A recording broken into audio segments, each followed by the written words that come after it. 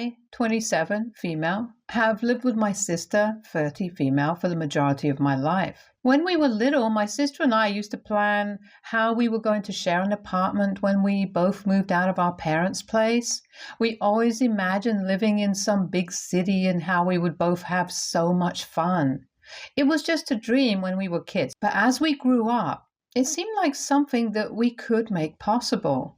But it all came to a crashing halt when we were in our late teens. She has always been my best friend, and I thought it was going to be that way our whole lives. Little did I know, she didn't feel the same way. My parents had always been a little distant from me.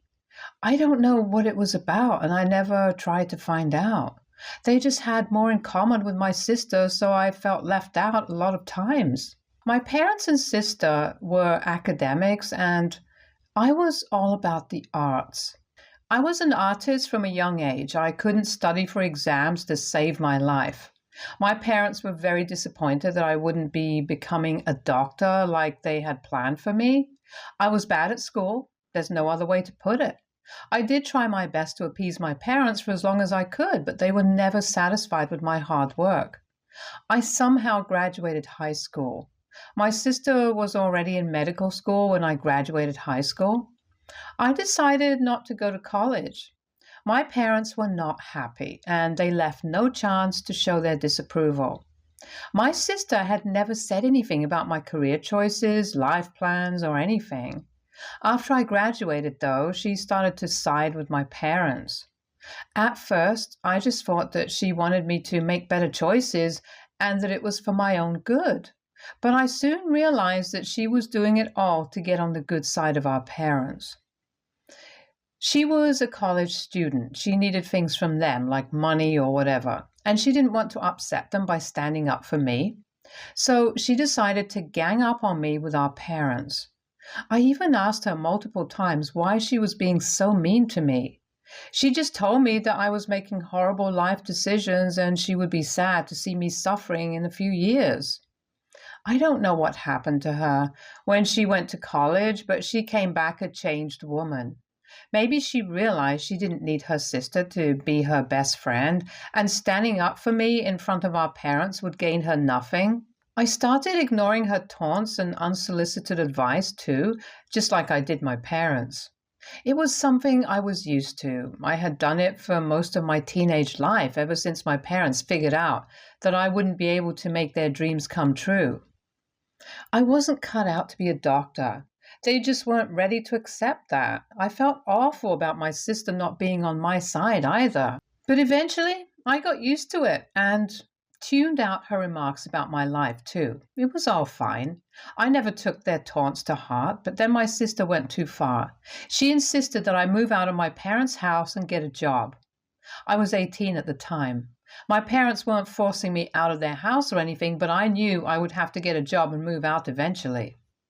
My sister told them I wouldn't understand how the real world works until I lived in it, and they agreed with what she said. I just needed a little more time to get my life together, but I didn't get it. They probably thought that their threat of forcing me out of their house would make me want to go to college.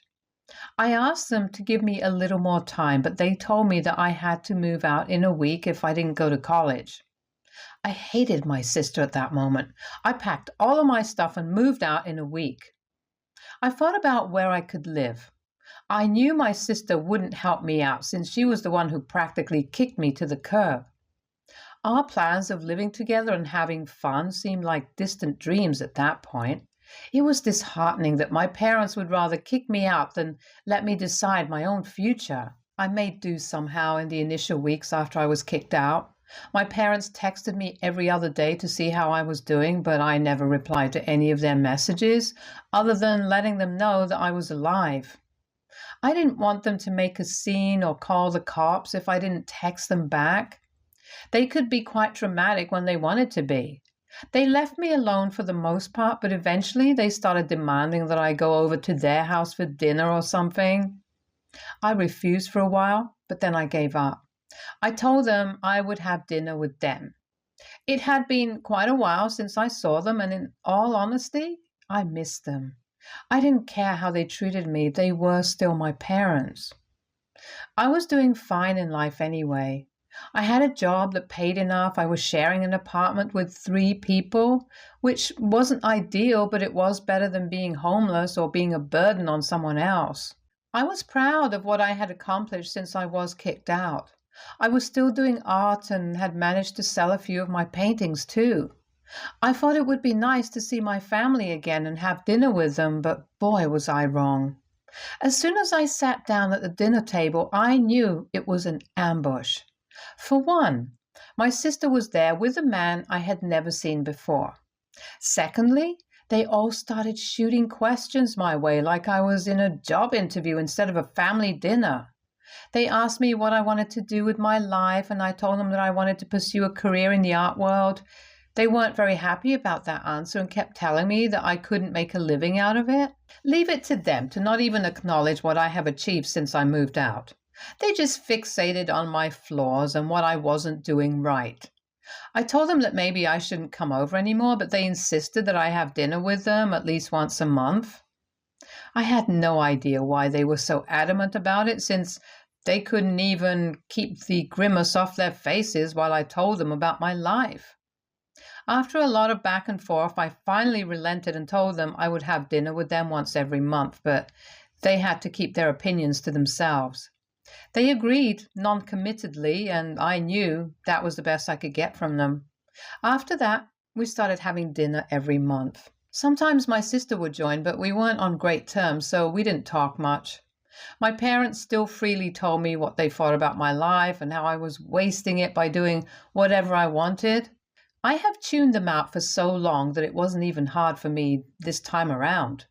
Everything was fine until my sister announced that she was engaged to that man she brought to the first dinner, and my parents' faces lit up. They congratulated her and gave them both hugs and kisses while I sat there looking confused.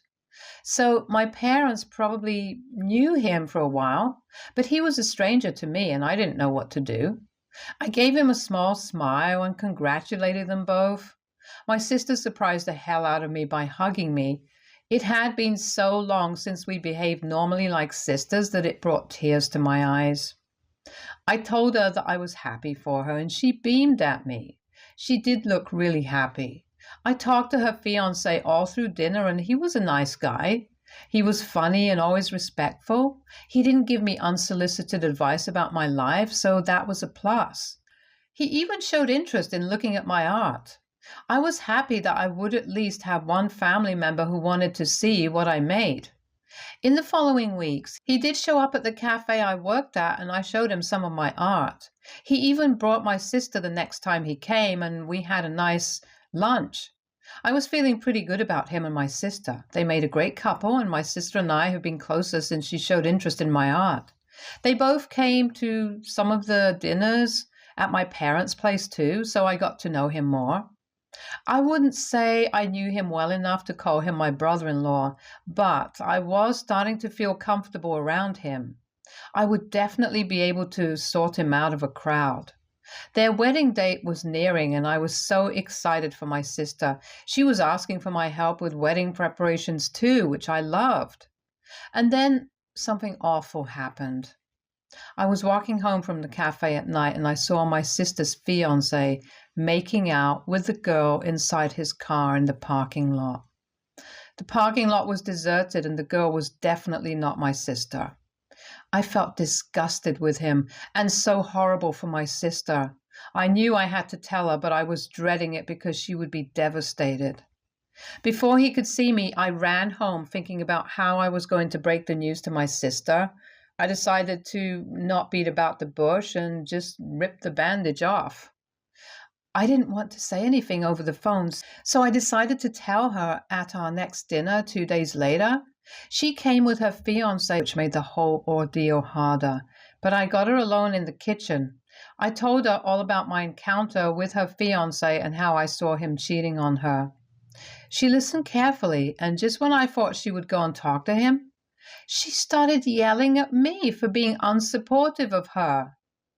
I stared at her in complete shock, but she kept on talking. She said that I was jealous of her because she accomplished more in life than me. She was a doctor and I wasn't anything, and now she got engaged while I didn't even have a boyfriend. I told her that was not the case, and I was just trying to tell her what I saw. She told me to shut up and asked her fiancé to take her home. I didn't say anything because I felt like an idiot at that point. I tried to help her and she decided to make me the villain. She was ready to leave in a rage, but before she stepped out of the house, she told me that she didn't want to see me at her wedding and that I should stay away from her and her fiancé. I was the one angry at that point, so I told her that I wouldn't even come to her wedding if she begged me, so she could go right ahead and marry that cheating fiancé of hers. My parents told me to shut up and asked me to leave after they heard what I said. I left without saying anything else. A few weeks passed in a blur. I felt horrible for fighting with my sister. I also felt enraged at how she very quickly decided to believe her fiancé over me. I had never given her reason to doubt me, so it was heartbreaking to see her so suspicious of me for no reason. She did get married to that douchebag, which I found out from the pictures my mom posted. I wasn't welcome to the wedding, so I stayed away while she made this huge mistake. I didn't contact her or anything, and neither did she. My parents weren't even talking to me after that, and they called to cancel dinner several times, so I got the hint that they didn't want me there. I thought everything was fine for about a month, and then my sister called me for help. She said that her husband was cheating on her and she needed a place to stay. I was honestly moving on from that whole drama that happened with her, but her call made me angry all over again. I told her that she should have listened to me when I warned her about this, and she can get help from someone else now because I don't want anything to do with her. I hung up the call, even though deep down I knew I should have heard what she had to say. Am I the a-hole for not being supportive of my sister? Update 1. So, a few days have passed since I got the call from my sister. I felt awful for turning her down. I was feeling petty and I just wanted to scream, "I told you so," in her face. But at the same time, I was feeling terrible about not helping her when she asked. I wanted to give her a call, but kept putting it off because I didn't know what to say to her. I thought she would have moved out of her house and was probably staying with our parents. I just felt like she didn't deserve my help since she had been horrible to me since we were teenagers. She never had my back, so why should I run to help her out at the first possible turn? She could figure it out herself because she was the one who decided to trust her cheating husband over her own sister. I kept telling myself that she wouldn't need my help to make myself feel better about the situation, but it was getting worse and worse. I wasn't even sleeping because I was always thinking about what she might be going through. After a week, I finally gave up and called her, but she didn't pick up. I figured that she was upset with me for not helping her. So I called my parents and asked them where she was staying, and they told me that she was staying with her husband. They sounded like they didn't know what was going on. I didn't think she would hide something like this from our parents, but they didn't sound very alarmed, so maybe she only told me. That made me feel smaller than ever because she was expecting me to help her, and I turned her down. I asked for her address from my parents and they very reluctantly gave it to me. I warned her not to interfere in my life, but I didn't have time for their drama, so I hung up. I called my sister a few more times, but she wasn't picking up and I felt immensely guilty. I was not the person who doesn't help others, but I had refused her help because I was being petty and small, and now I felt like an a-hole for turning her down. Update 2. Hey everyone, after I got my sister's address from my parents, I was nervous to reach out. She wasn't picking up my calls anyway, so I thought maybe she would kick me out if I showed up at her place. I had no idea why she was still staying with her husband when she knew that he was cheating. Maybe they resolved their issues and he wasn't cheating anymore. I highly doubted that, but I really wanted to think the positive. I also didn't really want to get involved again after she had made herself clear that she didn't want me near her or her husband. I was actively trying to talk myself out of it because I didn't want to get humiliated again by wanting what was best for her. In the end, though, I decided that I could handle being humiliated if I got to help my sister out. One of us had to leave our ego behind, and I decided that I could be that person and take the first step. I went to her place, and her dear old husband answered the door. He immediately told me that they didn't want to see me, so I should go away. I already didn't like him, so there was no reason for me to be nice to him. I told him that I wanted to see my sister and not him, so he could take a walk for all I cared. He told me that I wasn't welcome in their home and I was embarrassing myself. My sister finally came out after a few minutes of him yelling at me to leave them alone. She looked shocked to see me there and asked her husband to let me in. He was hesitant about it, so she told him that we would just have a chat. He finally let me in after my sister pleaded with him for like a solid 5 minutes. I didn't like what was going on. She didn't look like herself. She was being too polite and complacent. It wasn't in her nature to be like this, so I felt weird seeing her like that. She was smiling really too much for no reason and behaving abnormally.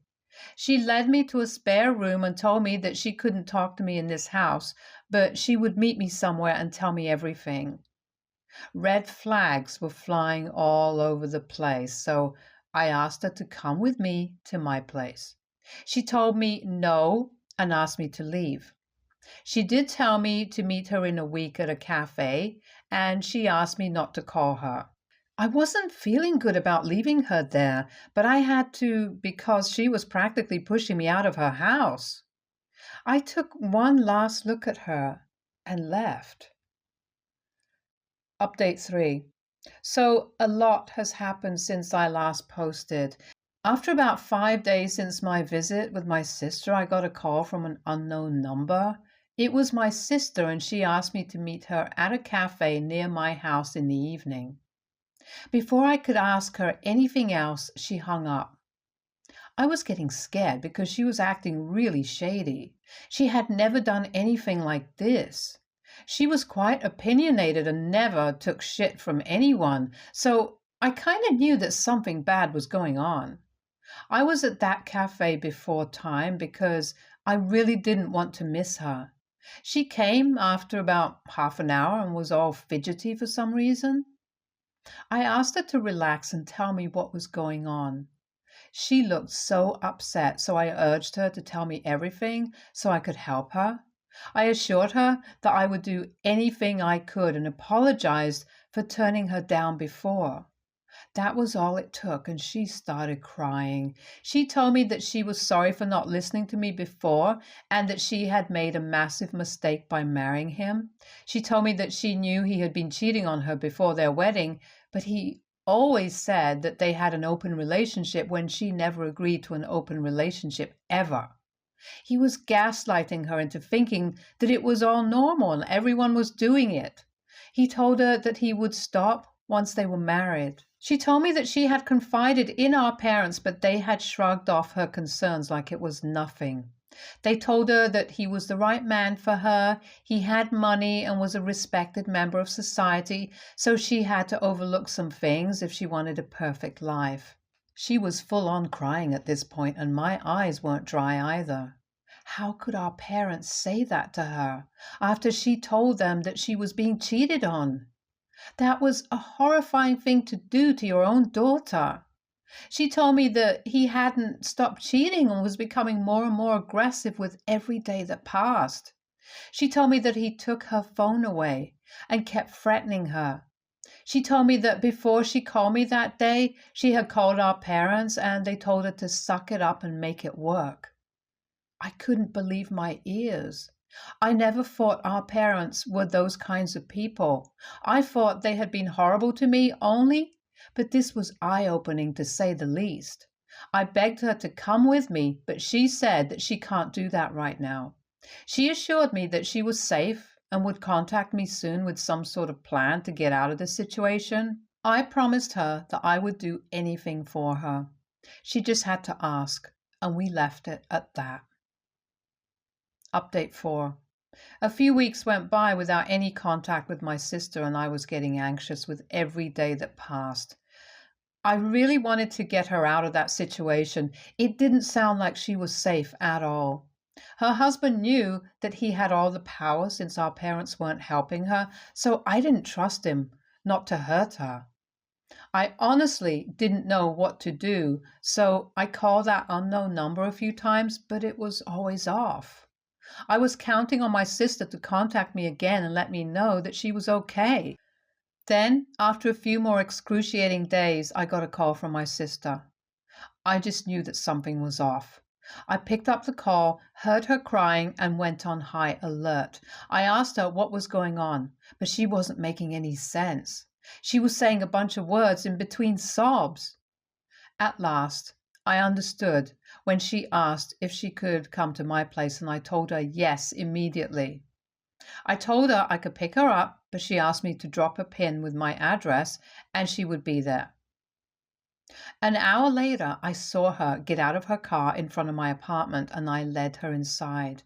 She was pretty shaken up, and I wondered if she had contacted mom and dad and was turned down again.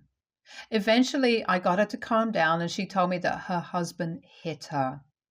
I was about to say something when she spoke again. She said that she called our parents for help, but they told her not to screw it up and make her marriage work. They told her that these things happen in a marriage, and I went blind with rage. I was seeing red when she confessed what had happened to her. I was so angry, I was afraid of taking my anger out on her. I didn't want to yell at her or scare her even more, so I told her to take some time and freshen up.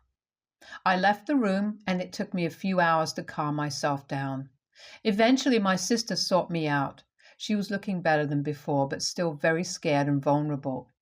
I asked her to tell me what happened, and she did. She confronted him a couple of days ago about a woman he was seeing, and he lost his temper all of a sudden. She told me that he had never hurt her physically before, so she never expected it. He hit her and told her to stay in her lane. That's when she called our parents and they refused to help her.